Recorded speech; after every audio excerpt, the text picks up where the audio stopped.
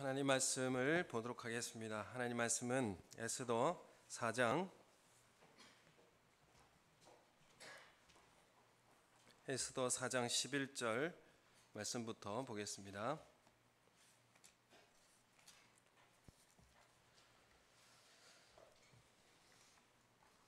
에스더 4장 11절에서 17절까지 말씀을 우리 한 절씩 교독하도록 하겠습니다.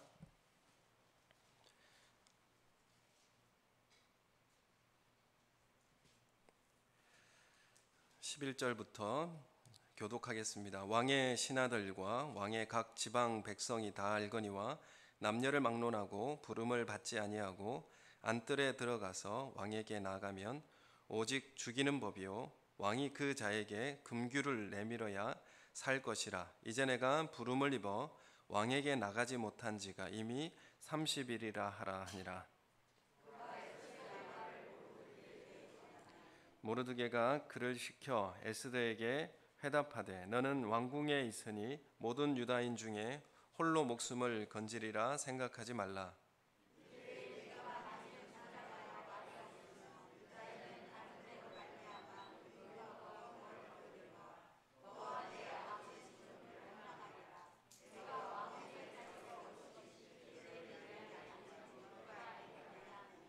에스더가 모르드게에게 회답하여 이르되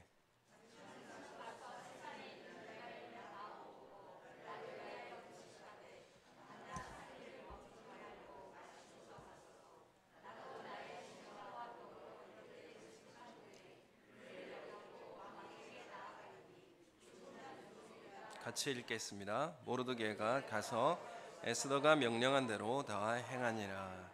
아멘. 반갑습니다. 우리 앞뒤 잡고 계신 분께 인사하겠습니다. 사랑합니다. 축복합니다. 인사했으면 좋겠습니다. 반갑습니다. 오늘 교회가 횡하네요. 오늘 에스더 4장 말씀을 통해서 광복 감사 예배로 하나님 앞에 드리기 원합니다. 우리나라는, 우리 민족은 광복에 대한 특별한 의미를 가지고 있고 더더군다나 우리 재건교회는 광복에 대한 의미 있는 교회라는 것을 우리는 잘 알고 기억해야만 합니다. 요즘 교회발 확진자들이 많아져 가지고 예배에 이제 자리 찬송하는 것, 기도하는 것에 대해서 많이 위축받고 있는데 광복 이후에 새로 경험하는, 이런 일이 광복 이후에 없었는데 새로 경험하는 그런 시기인 것 같습니다. 이 시기에 정말 하나님께서 어떤 믿음의 길을 걸어가길 원하시고 우리가 어떤 모습으로 살아가길 원하시는지 믿음 안에서, 하나님의 말씀 안에서 길을 찾아내는 우리 교회와 우리 성도님들 되시기를 예수님의 이름으로 축원합니다. 우리 이 광복절을 통하여서, 우리 75주년 되는 이 광복절을 통하여서 우리 교회, 재건교회를 다시 생각해보고 우리 교회가 가지고 있는 역사적 의미와 또 이 시대에 우리가 이 역사적 상황 가운데 어떻게 살아야 할지에 대한 가치를 발견하는 그런 시간을 가졌으면 좋겠습니다. 예수교 장로교회 중에 많은 이제 교파가 있습니다. 그 중에 통합도 있고 합동측도 있고 고신측 한 200개 이상의 나뉘어져 있는 이 장로교회를 보게 됩니다. 이 장로교회에 나뉘어지는 것은 신사참배 문제와 깊은 연관이 있습니다. 이 장로교는 원래 하나였는데 이렇게 분열된 이유가 신사참배의 가결과 그로 인한 이제 분열을 겪어야 했던 그런 역사라는 것을 우리가 확인하게 됩니다. 분열의 시작이 신사참배로 인해서 분열이 되었기 때문에 그렇습니다. 1937년도 9월 총회에서 마지막으로 버티던 장로교가 신사참배에 가결을 하게 됩니다. 그래서 그 앞전에 감리교, 카톨릭 모든 이제 교회들이 가결을 하였고 마지막까지 이제 버티다가 장로교가 이 신사참배 가결을 하게 되죠. 그런데 이 일에 있어서 불복하고 신사참배에 대한 반대의 신앙투쟁이 일어나게 됩니다.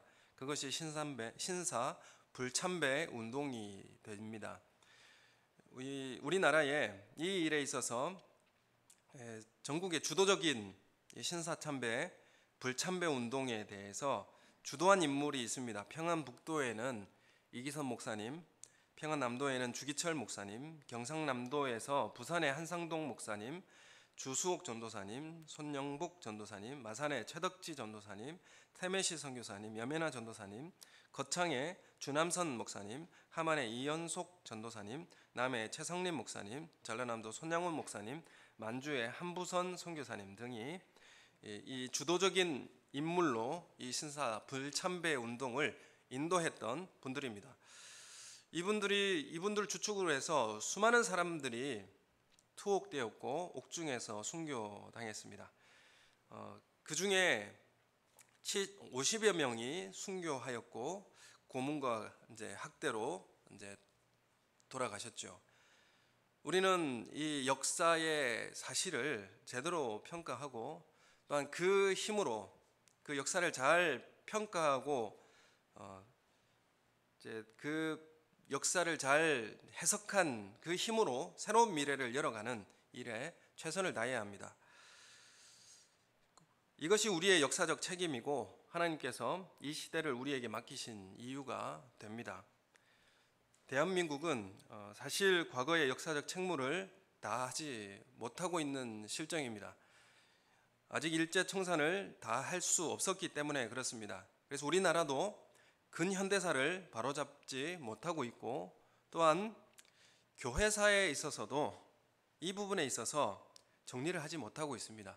교회사도 이 신사참배에 대한 문제를 정직하게 정리하고 있지 못한 실정을 우리가 가지고 있습니다. 일본의 우상숭배에 동원되고 앞장섰던 이 목회자들과 교회들, 심지어 이 목회자들이 천황의 이름으로 세례를 받은 목회자들이 있었습니다. 당시에 서울에는 한강에서, 부산에는 송도 앞바다에서 천조 대신의 이름으로 세례를 받았는데 목회자들이 세례를 받았습니다. 서울에는 이제 신궁이 있었고 그리고 그 신사에 제사를 지내는 그런 제사장들이 있었죠. 그들에게 서울에 있는 이제 많은 목사님들이 다 그곳에 집결해서 교육을 받고 이후에 바로 한강에 가서 이제 천조 대신의 이름으로 세례를 받습니다. 그리고 나서 세례를 받은 이후에 즉시 남산에 있는 신사에 가서 참배를 하게 되죠.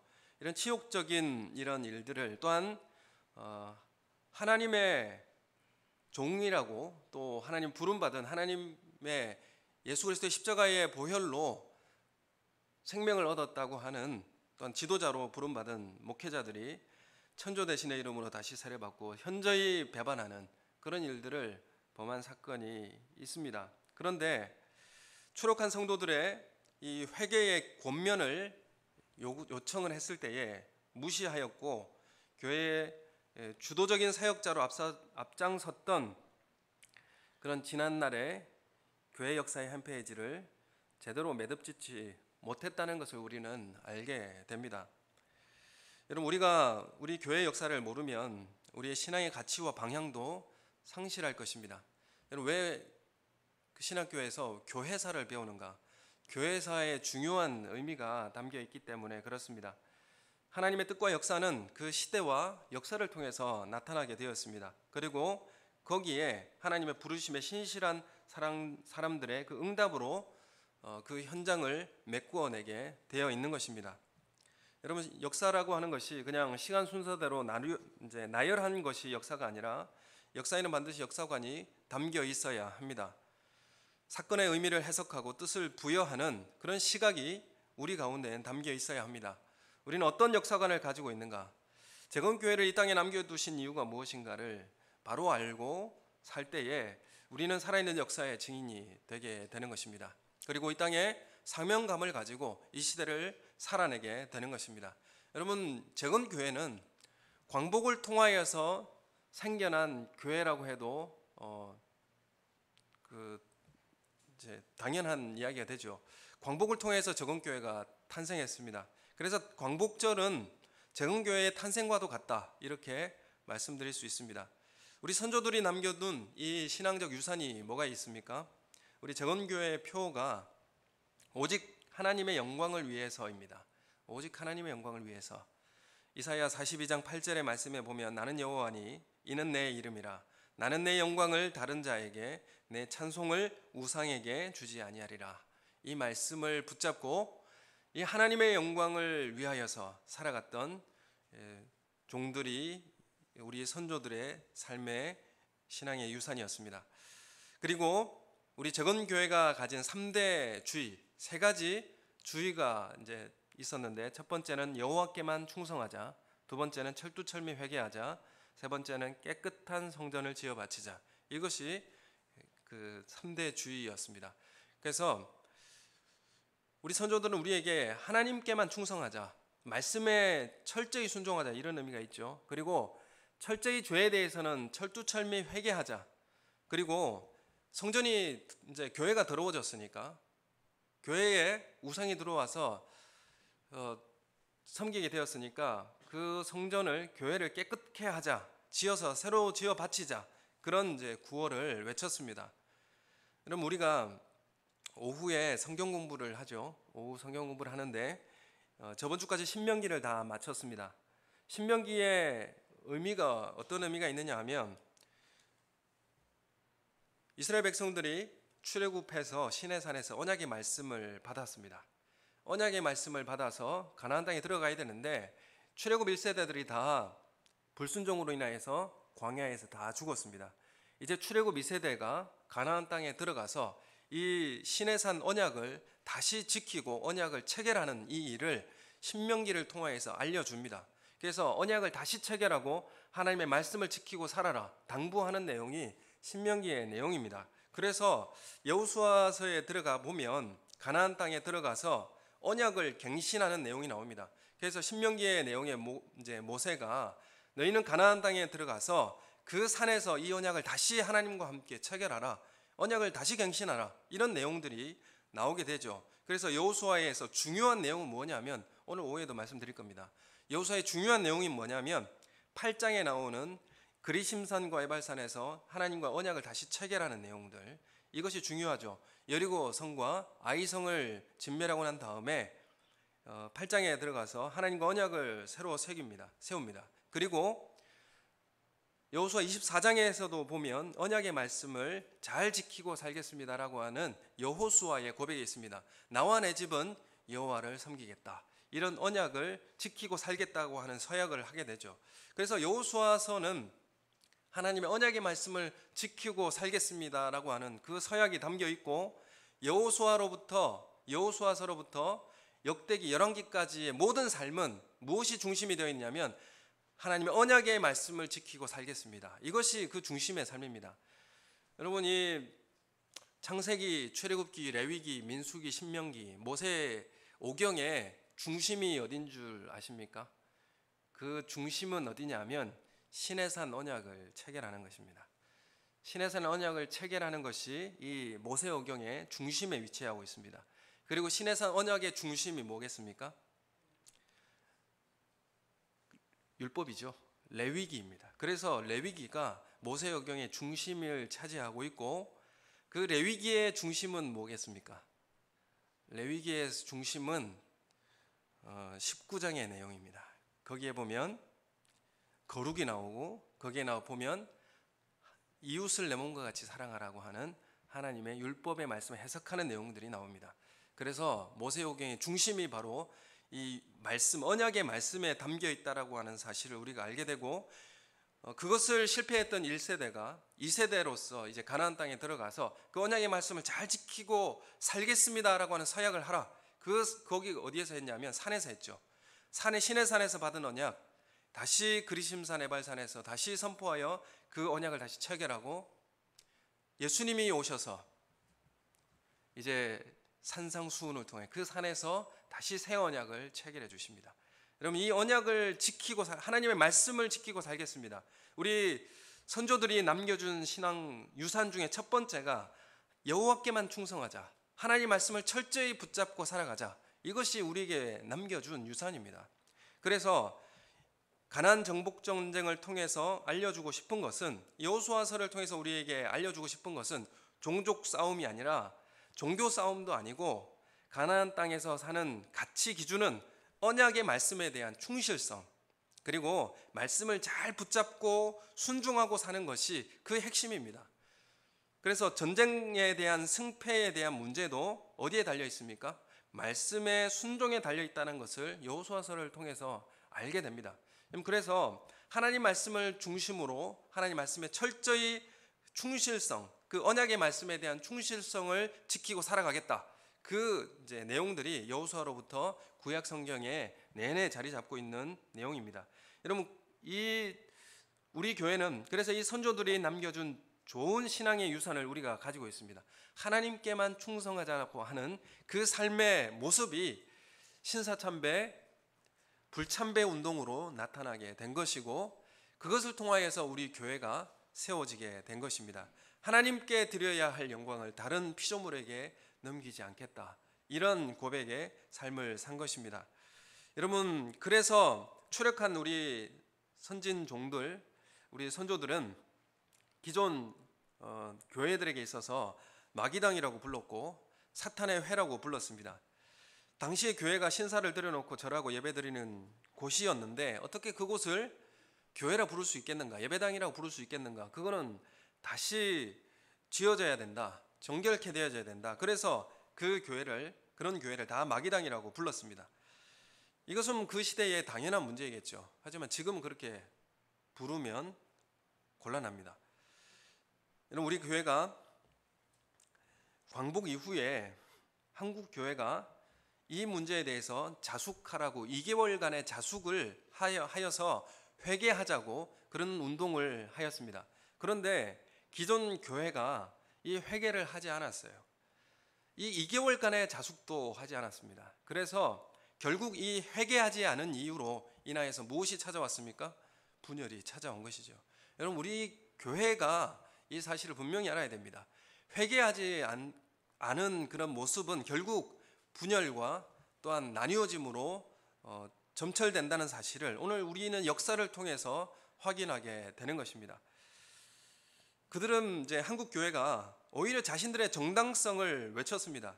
우리는 남아서 교회를 지키기 위해 신사에 절할 수밖에 없었다라고 그렇게 말한 것입니다. 그렇게 한 것이 모두 다 한국 교회를 지키기 위한 것이었다라고 말하고, 그리고 우리 장로교회는 분열이 되었습니다. 장로교회 많은 교단이 자신들의 교회사를 쓰기도 하지만은 이 신사 참배 가결의 역사는 잘 가르치지 않습니다. 제가 신학교를 다니고 있는데 그 신학교 한 반에 20명 정도가 목사님들이 공부를 하고 있습니다. 그 중에 재건교회 목사가 저밖에 없어요.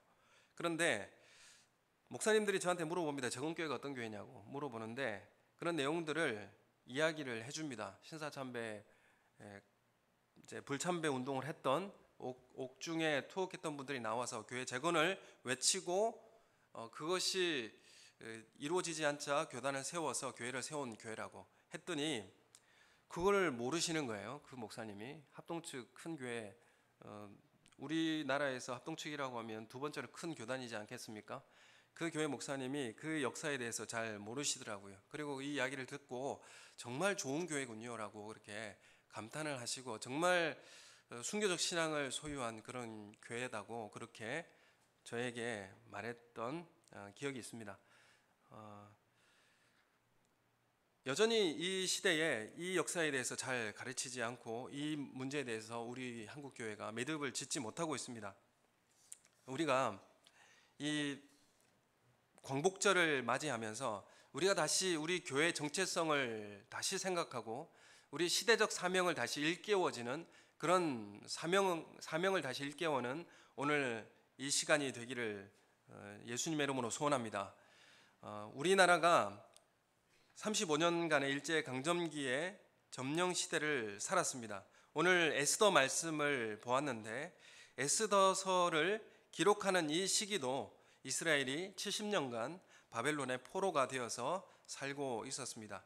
에스더는 바로 그 포로 시대의 사건을 다루고 있습니다. 에스더가 왕후가 되었습니다. 이제 유대인으로서 왕후에 뽑혀서 여인이 된 사람인데, 그녀의 부모는 다 죽고 삼촌 이 모르드게에 의해서 양육이 되었습니다.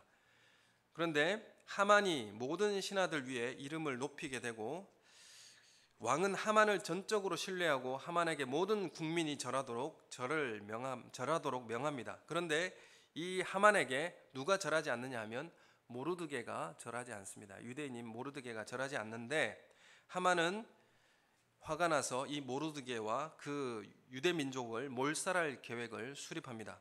그래서 하만은 왕에게 나아가서 유대 민족이 왕의 법을 지키지 않는다고 이제 고하게 되죠. 그래서 왕은 자신의 인장을 빼어서 하만에게 주면서 하만의 마음대로 하라고 명령을 하게 됩니다. 그래서 하만은 12월 13일에 모든 그 한날의 모든 유대인들을 남녀노소 어린아이나 부녀를 물어나고 모두 다 죽이고 도륙하고 진멸하고 그 재산을 다 탈취하라고 조서를 모든 지방에 내리게 됩니다. 이 소식을 듣고 온 유대인들이 떨고 울게 되죠. 그리고 이에 모르드게는 이 사실을 알고 옷을 찢고 굵은 배를 입고 죄를 무릅쓰고 나가서 대성통곡합니다. 유대인들도 크게 외통하며 금식하고 곡하고 부르짖고 굵은 배를 입고 죄에 누운 자가 무수히 많게 됩니다. 이 사실을 에스더도 알게 되죠. 모르드게가 내시 하닥을 통해서 에스더에게 이런 소식을 전합니다. 유대인을 진멸하라고 수상궁에 내린 조서 초본을 전달해 줍니다. 그리고 에스더에게 부탁하기를 왕에게 나아가서 유대 민족을 위해 간절히 구하도록 요청합니다. 그런데 그 상황이 에스더가 왕이 부르지 아니하였는데 나아간 자는 누구를 막론하고 다 죽는다는 사실을 말해주게 됩니다. 자신은 30일 동안 왕의 부름을 받지 못했다고 이야기를 해주죠. 다시 모르드게는 에스더에게 이렇게 말합니다. 네가 왕후가 된 것은 이때를 위함이 아니냐, 이렇게 말하면서 이 역사적 사명감으로 주저하지 말고 왕께 나아가라고 설득을 하게 되죠. 네가 왕후가 된 것은 이때를 위함이 아니냐, 이 역사적 사명감을 일깨워 주고 있는 것입니다. 그러자 16절에 보면 모르드게에게 유대 민족에게 금식을 에스더가 부탁을 하고 내가 죽으면 죽으리이다 라고 하는 결단으로 왕에게 나아갑니다. 이것이 상황이 역전되어서 하만이 그 장대에 매달아 죽임을 당하고 유대 민족이 살아나는 역사를 가져오게 된 것입니다. 하나님의 역사는 이렇게 역전의 역사를 가져왔습니다. 유대 민족은 얼마나 즐거웠는지, 유대 민족들은 한날에 다 죽을 것으로 그렇게 다 알고 있다가 역전의 역사로 살게 되었기 때문에 유대 민족들에게 있어서는 유월절 다음으로 가장 중요한 명절로 부림절을 지키게 되었습니다. 여러분, 에스더서를 잘 보면 알겠지만 하나님께서 말씀하셨다는 직접적인 이야기가 나타나지 않습니다. 어디에서 보면 하나님께서 말씀하시되 이런 내용들이 나오지만은 에스더서에는 하나님의 말씀이 나타나지 않습니다. 사실 또한 포로기 가운데서 이제 유대 나라로 고토로 이주하는 사람들이 이제 1차, 2차에 걸쳐서 계속 일어나고 있는 상황이었고, 그러면 에스더서를 기록한 이 사람들은 남겨진 사람들은 어떤 사람들입니까? 유대로 다시 돌아가지 않고 정착했던 사람들이죠. 바벨론에 정착했던 사람들입니다. 어떤 사람은 돌아가고 어떤 사람은 정착을 했어요. 그래서 돌아간 사람은 어떤 이제 가난한 사람이라든지 땅이 없는 사람들이라든지 70년 정도를 포로로 살았기 때문에 그곳에 정착을 많이 했지 않겠습니까? 그래서 뜻이 있어서 돌아간 사람도 있고, 하지만 그곳을 떠날 수 없었던, 그래서 그곳에 정착하고 살 수밖에 없었던 사람들도 있었습니다. 근데 거기에서 일어난 일들이었는데 그곳에 하나님의 말씀이 직접적으로 계시나 어떤 이런 말씀들이 나타나고 있지 않는데 그들은 하나님의 다스림과 통치를 이해했습니다.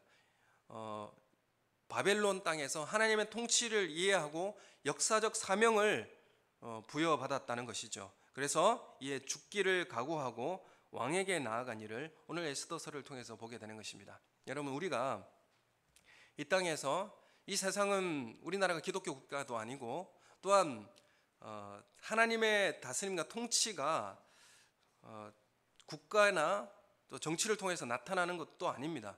여러분, 이 시대에 우리가 어떻게 살아가야 할 것인가? 여러분, 우리의 삶은 우리의 입술의 말로 그냥 종교적 언어를 말한다고 해서 그것이 그리스도인이라고 그렇게 증명하는 것은 되지 않습니다. 여러분, 우리가 예배 드립시다, 기도합시다, 또는 이런 종교적 언어를 이야기한다고 해서 거룩하게 살아갑시다, 이런 이야기를 한다고 해서 그리스도인이 되지 않는다는 것이죠. 여러분, 이 땅에는 그런 종교적 언어를 이야기하지 않고도 그리스도인으로 드러나는 그런 삶을 살아야 할 책임이 이 시대에 우리에게 존재하게 되는 것입니다. 여러분, 요셉이 애굽에서 살 때에, 종으로 살아갈 때에 그가 종교적인 삶을 어떤 예식을 따라 살아갔겠습니까? 어떤 종교적 언어를 통해서 살아갔겠습니까? 그렇지만 그 주위의 사람들이 요셉을 통하여서 하나님이 복 주신다는 것을 알게 되었어요. 이렇게 아는 것이, 이렇게 살아가는 것이 그리스도인의 삶의 모습이라는 것을 우리가 알게 됩니다. 여러분, 우리는 그리스도인으로 살아가는 것에 대해서 인정해주지 않는 시대를 우리는 살고 있습니다. 그런데 이 시대에 우리의 역사적 사명감이 무엇인가? 여러분, 이 시대에 우리가 살아가는 방식은 종교적 언어로 살아가는 것이 아니라 삶으로 살아가야 할 책임이 우리 가운데 있다는 것을 분명히 인식해야 하는 것입니다. 그래서 신앙이라고 하는 것은 말로 만들어내는 것이 아닙니다. 신앙이라고 하는 것은 우리의 삶으로 만들어내야 하는 것이고 메시지로 만들어내야 할 그런 사명이 우리 가운데 있다는 것입니다. 여러분, 우리가 광장에 나아가서 예수 천당 불신 지옥 외치면은 그것이 우리의 그리스도인인 것을 증명해 줍니까? 그것도 소중하고 중요하지만 그것이 진정한 가치와 이 시대를 바꾸어 낼 능력을 갖추어 내지는 못한다는 것입니다. 여러분, 이 시대의 사명을 반드시 우리 재건교회의 사명을 다시 일깨우고 어디에 저항하고 어디에 믿음의 삶을 살아내야 하는지를 우리가 깊이 깨달아내는 은혜가 있기를 예수님의 이름으로 소원합니다. 여러분, 우리 교회가 광복절과 깊은 관계가 있습니다. 여러분, 이 1945년 8월 17일은 감옥에 갇혀 있던 이 독립투사들과 이 신사참배 불참배를 주도했던 이 신앙인들을 전부 죽이기로 결정한 날입니다. 그런데 다 죽을 것으로 그렇게 생각하고 있었는데 15일 날 광복이 선포된 것이죠. 감옥문이 열리고 다 자유케 되어서 나오게 되었습니다. 그래서 우리가 잘 알고 있는 그 추록 성도들의 사진을 우리가 잘 알고 있습니다. 그 추록 성도들의 사진을 우리가 볼 때에 그분들이 처음 나와서 주기철 목사님의 그 교회 이제 심우했던 그 산정원 교회에 가서 기도했습니다. 기도하고 어떻게 회복하고 교회를 정화해야 될 것인가 의논했습니다. 그리고 주기철 목사님의 생가 앞에 와서 그 생가에서 사진을 찍은 것이 바로 추록 성도의 사진이라는 것을 우리가 알게 됩니다. 우리가 이 두 분의 목사님을 오늘 소개하고 마치기를 원하는데 그 한 분은 주기철 목사님이고 한 분은 최덕지 목사님입니다. 당시 이제 주기철 목사님은 평양 상정연 교회 그 수석 장로였던 조만식 선생의 요청으로 주기철 목사님이 1937년에 평양의 산정연 교회에 부임하게 됩니다. 주기철 목사님은 이 신사 참배에 대한 문제가 한국 교회에 큰 시련을 가져다 줄 것을 내다보고 첫 부임 때 이 설교를 합니다. 제가 읽어드리겠습니다. 예수를 환영하던 때도 지나가고 순환의 때는 임박하였나니 물러갈 자는 물러가고 따라갈 자는 일사를 각오하고 나서라. 우리도 예수님과 같이 멸망할 예루살렘을 향한 눈물의 자취, 겟세마네 동산의 피땀 어린 자취, 우리도 그와 같이 일보 이보 눈물과 땀방울의 자취를 걸어야 할 것이며 골고다에 흘리신 피의 자취를 따라 우리도 이 피의 자취에 엎드려 이 몸을 십자가의 제단에 드려야 한다. 이 설교를 처음 부임 때 설교를 하게 됩니다. 이 목사님의 말대로 1938년 구속이 되었다가 44년 4월 21일 감옥에서 모진 고문으로 순교하셨습니다. 주기철 목사님의 일사각오의 시가 있습니다. 이 시를 또 읽어드리겠습니다. 주님을 위하여 오는 고난을 내가 이제 피하였다가 이 다음 내가 무슨 낯으로 주님을 대하오리이까. 주님을 위하여 이제 당하는 감옥 고통을 내가 피하였다가 이 다음 주님이 너는 내 이름과 평안과 즐거움을 다 받아 누리고 고난의 잔을 어찌하고 왔느냐고 물으시면 나는 무슨 말로 대답하랴. 주님을 위하여 오는 십자가를 내가 이제 피하였다가 이 다음 주님이 너는 내가 준 유일한 유산인 고난의 십자가를 어찌하고 왔느냐고 물으시면 나는 무슨 말로 대답하랴. 예수님은 우리를 위하여 가시관을 쓰셨는데 그의 종이요 제자인 우리는 왜 면류관만 쓰려고 하는가. 이것이 이제 주기철 목사님의 시였습니다. 여러분, 우리가 이 시대를 살아가는 우리의 마음이 이런 모습이 우리의 신앙으로 가지고 있어야 할 줄로 믿습니다. 이 사진이 이제 주기철 목사님 생각 앞에서 이제 촬영한 것인데, 이제 뒷부분 왼쪽으로부터 소개를 해드리겠습니다. 이제 뒷줄 왼쪽부터 주수옥, 주남선, 한상동, 이인재, 고흥봉, 손영복, 그리고 앞줄 왼쪽부터 최덕지, 이기선, 방계성, 김화준, 오윤선, 서정환, 이렇게 사진의 내용 인물들입니다. 여러분, 우리가 이제 주기철 목사님 또 한 분 최덕지 목사님이 계시는데 그 당시 최덕지 전도사님이었습니다. 앞줄 왼쪽 제일 처음에 계신 분이고, 그리고 최덕지 목사님을 통해서 두 번째 이제 왼편에 두 번에 계신 분이 방계성 전도사님이죠.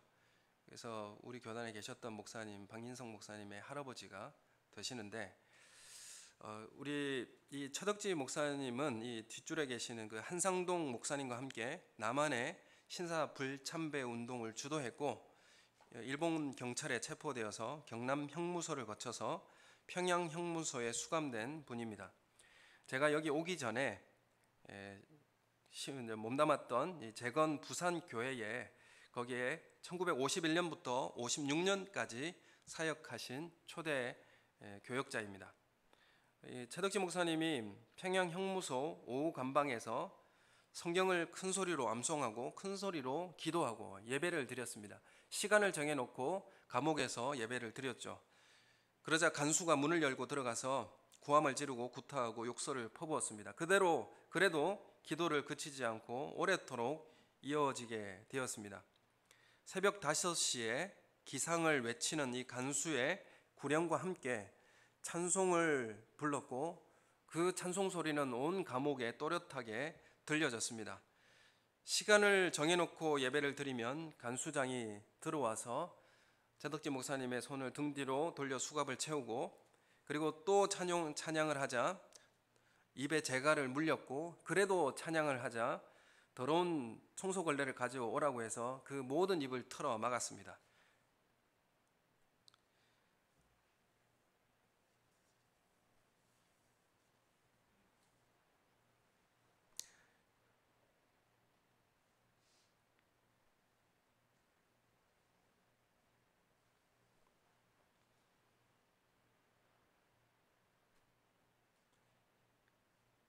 입에 재갈을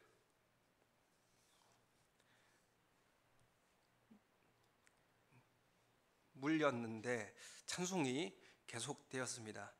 옆에 있는 안희숙 선생님이 그것을 듣고 그 모든 것을 기록해 놓은 수기가 있습니다. 그래서 이 최덕지 목사님을 많이 못 살게 굴던 여 간수가 있었습니다. 후지다라고 하는 여 간수는 구타와 또 욕설과 또 많은 그런 수모를 주었는데 얼마 후에 폐결핵이 걸려서 사직하게 됐다는 것도 기록에 나타나고 있습니다. 여러분, 우리는 억압의 현장에서 자유롭게 신앙생활을 할 수 없는 그때에 믿음으로 그 삶을 지켜내고 순결한 신앙을 유지하려고 했던 목숨을 그 믿음과 이 믿음 그 순교적 신앙의 이 믿음을 목숨과 바꾸지 않으려고 했습니다. 목숨을 기꺼이 드리고 신앙을 지키려고 하였습니다. 여러분, 이 시대에 우리가 마스크를 끼고 찬양을 하고 있지 않습니까? 어떤 방법이든 우리에게 앞으로 신앙에 위축해 되는 일들이 우리에게 이제는 계속 다가오게 될 것입니다. 여러분, 이 시대에 우리가 어떻게 살 것인가? 우리가 편리함과 안락함을 추구하는 것을 우리가 바라고 살아간다면 그것은 이러한 신앙과 다른 삶을 살게 될 것입니다. 여러분, 우리 교회가 편리함과 안락을 추구하는 이 시설을 갖추는 것은 우리를 위해서가 아니라 정착하는 새로운 신자들, 그리고 생명을 우리가 구하기 위하여서 우리 교회가 안락하고 편리한 시설을 갖추는 것이지 우리가 이것을 누리기 위해서 갖추는 것은 아닙니다. 우리 선조들이 일본 태양신한테 절하고 굴복했다면 당시에는 편안하고 안전하게 살 수 있었을 것입니다. 그러나 귀한 이 순교적 신앙은 우리에게 소유하지 못했을 것입니다. 여러분은 우리의 다음 세대, 우리의 자녀들에게 어떤 신앙을 물려주시기를 원하십니까? 그래서 우리는 오늘 말씀의 제목과 같이 신앙은 저항이다 라고 말씀을 드렸는데, 여러분, 우리는 무엇과 싸워야 할 것인가? 정부와 싸울 문제가 아닙니다. 우리 세상과 그리고 우리를 조롱하는 그 이웃들과 싸워야 할 문제가 아니라, 여러분, 우리는 우리 내부에 있는 편리함과 싸워야 합니다. 우리 안락함과 싸워야 합니다. 내 안에 있는 죄와 싸워야 합니다. 하나님 불순종하고 하나님을 따르지 않기를 원하는 우리의 나태한 우리의 마음과 싸워야 하는 것입니다. 예수님께서 교회에 남겨주신 고난을 우리 육신에 채워야 하는 삶을 우리에게 요구받고 있습니다. 여러분, 안식일 준수는 세속화에 대한 저항이고 삶 속의 메시지화하는 내용들입니다. 마음에만 담는다고 되는 것이 아니라 우리의 생활을 바꾸어 형식화해내야 합니다. 형태화해내야 합니다. 내 삶의 한 부분을 구별해서 형태로 만들어야 하는 일이기 때문에 우리에게 어려운 일들입니다. 그냥 말만 하는 것이 아니라 우리의 삶의 형태를 만들어내고 그러한 모습을 통하여 하나님의 살아계심을 드러내야 할 책임이 우리 가운데 있는 것입니다.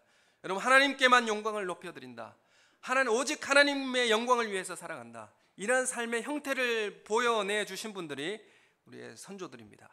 이 신앙을 우리가 소유하고 있습니다. 이 좋은 가치를 우리가 이어받아 우리 자녀들에게 증거할 수 있는 삶을 살기를 원합니다. 여러분, 이 시대의 인본주의도 문제이겠지만 자본주의도 큰 문제로 우리에게 다가오고 있습니다. 자본주의가 어떤 의미입니까? 돈이 주인이 되는 세상이지 않겠습니까? 청파교회 김기성 목사님이 이렇게 말하는 것을 제가 들은 적이 있습니다. 인본주의보다 자본주의가 더 나쁜 것은 돈이 권력을 가져다 주는 것처럼 느끼게 되는 것입니다.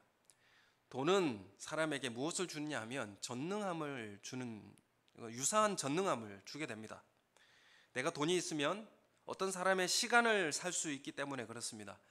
그 사람을 사서 내가 원하는 일을 하게 만들 수 있기 때문에 그렇습니다.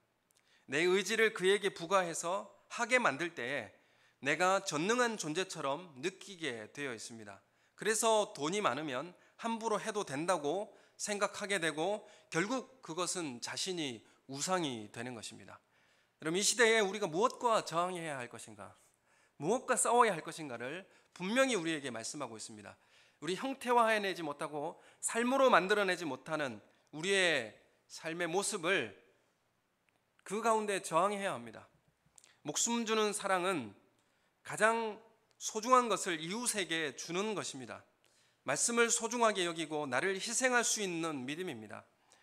자기 사랑과 이기적인 개인 중심의 이 추구하는 복에 있어서 저항해야 합니다. 희생하고 섬기며 고난에 참여함으로 거룩한 신부로 준비되어져야 합니다. 우리는 구약시대의 성도들보다 더 완성된 말씀을 우리는 가지고 있습니다. 성령의 충만한 축복을 우리 모두가 누리고 있습니다. 여러분, 이렇게 받아 누린 만큼 주님은 우리에게 더 많은 책임을 우리에게 물을 것입니다. 구약 성도들보다 더 많은 축복을 누린 만큼, 많은 것을 받은 만큼 오늘 이 시대 우리에게 더 많은 책임을 물을 것입니다. 주님 앞에 설 때에 우리는 어떤 모습으로 설 것입니까? 여러분, 우리가 우리의 내면에 있는 이 편안함과 안락함과 싸우시고, 그리고 하나님 말씀에 순종하는 그 마음을 가지시고 순종하기를 원하는 그 마음을 갖기를 원하여 싸우시고, 세속화하는 문제에 있어서 싸우시고, 순결한 모습으로 하나님 앞에 서기를 원하며 그런 삶을 살기로 자신과 싸우는 우리 성도님들이 되시기를 예수님의 이름으로 소원합니다. 재건교회의 사명을 품고 이 땅에 주의 십자가의 순결한 신부의 길을 걷는 아름다운 믿음의 사람이 되시기를 예수님의 이름으로 축원합니다. 우리 함께 기도하겠습니다. 하나님, 오늘 이 시대에 우리를 이 땅에 남겨둔 이유가 무엇인지를 깨닫게 하여 주시옵고, 하나님의 말씀의 순종으로 하나님의 영광을 위해서 살아가는 그런 은혜가 있게 하여 주시옵소서. 우리 다 같이 함께 한 목소리로 기도하겠습니다. 하나님 아버지, 우리가 우리의 육신의 안락함과 쾌락을 위하여서 추구하는 삶이 아니라 목숨 주는 사랑으로 하나님 이웃을 위하여서 살아가는 우리 삶이 되게 하여 주시옵소서.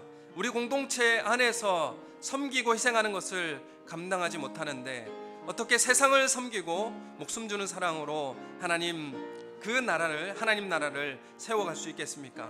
하나님 아버지, 우리에게 말씀 순종함, 또한 하나님 영광을 위해서 살아가는 우리 삶의 모습을 갖추게 하여 주시옵소서. 우리에게 선조들이 우리에게 물려준 이 신앙을 우리가 아버지 전수받고 또 우리 다음 세대에게 전수해주는 그런 믿음의 순교적 신앙을 갖게 하여 주시옵소서. 그래서 하나님의 사명과 뜻을 따라 살아가게 해주시고 이 시대의 이 사명을 감당하여 하나님 나라를 위해서 헌신하는 삶이 되게 하여 주시옵소서. 하나님, 이 나라 재단되게 해주시고 이 민족 제물되어서 온 5대영 6대주 복음 들고 나아가는 우리의 복음의 아버지 전하는 자, 전달자 되게 하여 주시고, 하나님 그래야 해서 세상을 섬기고 하나님 나라 확장하는 데 있어서 하나님 섬기는 아버지 함께하는 우리 교회가 되게 하여 주시옵소서. 그래야 해서 우리 삶 전부를 주님 앞에 부어 바쳐드리는 삶이 되게 해주시고 하나님 나라를 위해서 헌신하는 우리 삶을 살게 하여 주시옵소서. 죽기를 각오하고 하나님 앞에 섰던 그 선진 종도를 우리 가운데 허락하시니 감사합니다. 그 고귀한 가치 가운데 교회를 세워주심에 감사를 드립니다. 이 신앙을 우리가 지키고 간수하고 또한 증거하여서 살아가는 우리 삶이 되게 하여 주시옵소서. 감사함을 드리옵고 예수님 이름으로 기도드립니다. 아멘. 우리 338장 찬양하며 준비하는 금 드리도록 하겠습니다.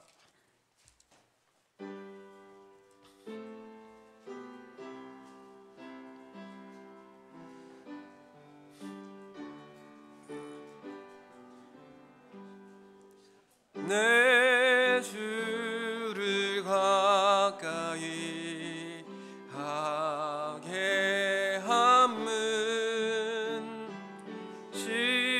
십자가 짐 같은 고생이나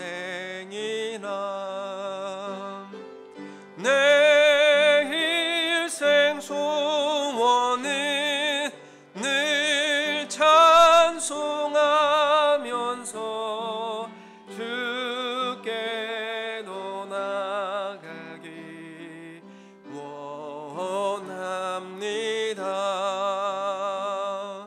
내 고생하는 것 옌야고비 돌베개 베고 잠갔습니다.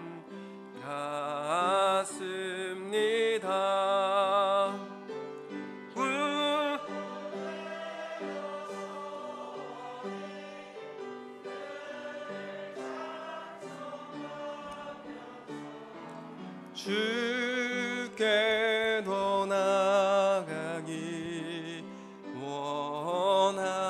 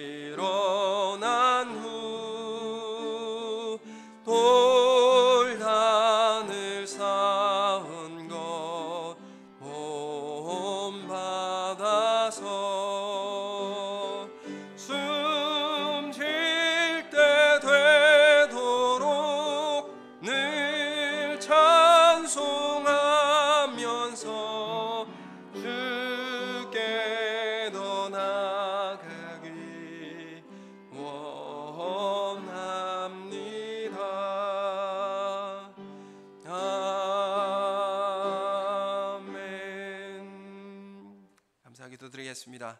하나님 아버지, 은혜를 감사합니다. 하나님께서는 그루터기를 남겨두셔서 새롭게 시작하였습니다. 그 적은 수로 인하여서 천을 이루고 강국을 이루게 하셨습니다. 하나님, 이 시대에도 하나님을 찾는 사람은 소수의 사람이요 하나님 앞에 충성하고 순결한 사람인 것을 고백합니다. 하나님, 크고 작은 것에 있는 것이 아니라 하나님 앞에 순결한 신앙을 가지고 주님 앞에 쓰임받는 사람을 통하여서 하나님 나라를 이루겠다고 하시는 그 약속의 말씀을 붙잡고 하나님 나라의 영광을 위하여서, 하나님의 영광을 위해서 살아가는 우리 삶이 되게 하여 주시옵소서.